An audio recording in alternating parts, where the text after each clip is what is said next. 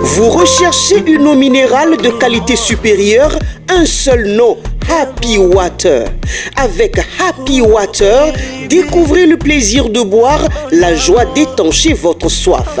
En vente à 1000 francs CFA le pack aux établissements altruistes 6 à Porto-Novo, Pau-Belle-Gare, rue de la CNSS.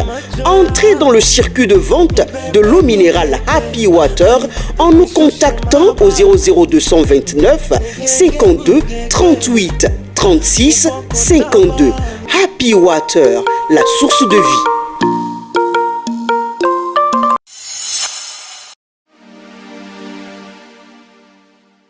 Amis internautes de Guérite TV Monde, qu'il vous soit bon ce jour, 9 août 2022, c'est un mardi et le quotidien Matin Libre sort avec une interrogation en manchette. Jeu politique au Bénin, à Moussou, déplacé pour Ngwedji, tel un ouragan, le vent qui souffle à l'Union progressiste, l'un des partis du pouvoir, depuis mi-juillet 2022, laisse des impacts visibles et les commentaires vont bon train. La démission de l'octogénaire Bruno Amoussou de la présidence du dit parti politique avec Joseph Diogbenou qui le remplace aussitôt après sa démission de la présidence de la Cour des sages sont les deux faits majeurs qui ont lancé les débats. Et depuis quelques semaines, il ne passe que presque plus de jours sans que focus ne soit fait sur le parti au symbole de Baobab.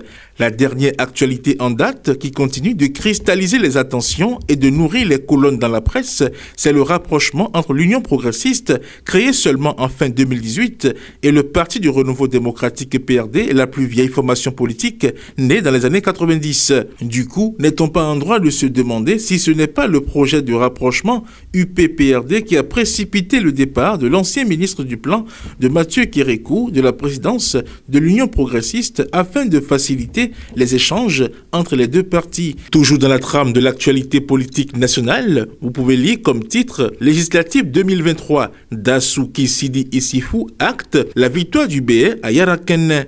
La salle des fêtes de la mairie de Parakou a abrité dimanche 7 août 2022 la cérémonie officielle des cellules de base du Parti Bloc républicain des quartiers du 1er arrondissement de Parakou. L'initiative émanant de Dassouki Sidi Issifou, jeune leader de Parakou dans la 8e circonscription électorale, a reçu le soutien des ténors du parti, dont notamment le ministre Samou Seydou Adambi, Alassane Tossounon, DAC du ministre des Mines, Ibrahima Touré, Amadou Razak et Tadjoudine Imorou Boukari. On retourne à la urne pour cette fois-ci vous donner connaissance de ce titre. Parc national de la Pendjari. Inquiétude autour du nombre des mammifères. Le quotidien informe qu'une diminution du nombre des mammifères laisse perplexe. Si dans un souci de transparence, African Parks en charge de la gestion du parc de la Pendjari dévoile le point de l'inventaire des animaux, une confusion prend place concernant le nombre de grands mammifères. Le nombre des animaux est en baisse entre 2021 et 2022. Infosport à présent, phase nationale, groupée de Move Africa League Pro de handball. 25 matchs au programme du 9 au 13 août prochain. Le top de la phase nationale, groupé de Move Africa League Pro de handball, sera donné ce mardi 9 août 2022 au Rôle des Arts, Loisirs et Sports de Cotonou. Au menu de cette deuxième phase du championnat, 25 belles affiches, aussi bien chez les dames qu'au niveau des hommes. Autre actualité sportive, marathon Bivebest de Porto-Novo, le village du marathon ouvre ses portes. En prélude du grand marathon de la ville de Porto-Novo et après tout Porto-Novo marche, la place de Dambé-Clounon accueille depuis ce dimanche 7 août 2022 les activités du village de marathon Bivebest de Porto-Novo. C'est en présence des populations de la ville capitale, des responsables de l'ONG Bivebest, de Viérin Desgons, président de la Fédération béninoise d'athlétisme, de Chalmagne-Akoti, maire de Porto-Novo, et de Marie Akpotrossou, préfet du département de l'Ouémé, que les activités ont été lancées sur le site qui abrite le village du marathon. À la une de Matin Libre ce jour, vous pouvez également lire Bénin, religion, alerte, un piège guette les femmes fidèles de la mission évangélique de la foi. Et le journal donne cette alerte pour une raison précise. En effet, la responsable nationale des femmes de la mission évangélique de la foi internationale au Bénin annonce la tenue du 36e séminaire national des femmes pour les mercredis 31 août au vendredi 2 septembre 2022. Et ce qu'il faut souligner est que le séminaire en question intervient cette fois-ci dans un contexte assez délicat. En effet, la mission évangélique de la foi traverse une crise de leadership et le dossier est pendant devant la justice.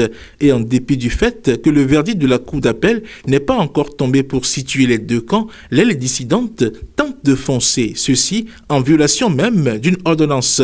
Voici l'autre titre qui nous vient du desk culture. Culte Oro à Sakété, les festivités démarrent le 21 août.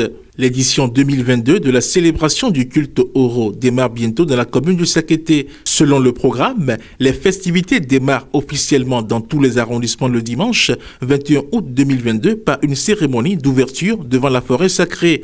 Le Sakété 1 à Itadjebou, sans oublier Agidi, Yoko, Takon, à l'exception des villages du centre, Itagboku et Sakété 2, la première fermeture est prévue pour le lundi 22 août dans la plupart des arrondissements. Ceci pour permettre la cérémonie du premier jour, encore appelée Etutu Oro.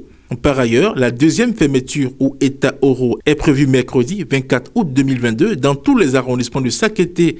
Quant à la troisième fermeture, Edja Oro et quatrième fermeture, Eta Togu Oro. Elles sont respectivement prévues le lundi 29 août 2022 et mercredi 7 septembre 2022. Fidèles internautes de Guérit TV Monde, le contenu de votre quotidien Matin Libre dans sa parution du mardi 9 août 2022 vous est ainsi livré. À demain.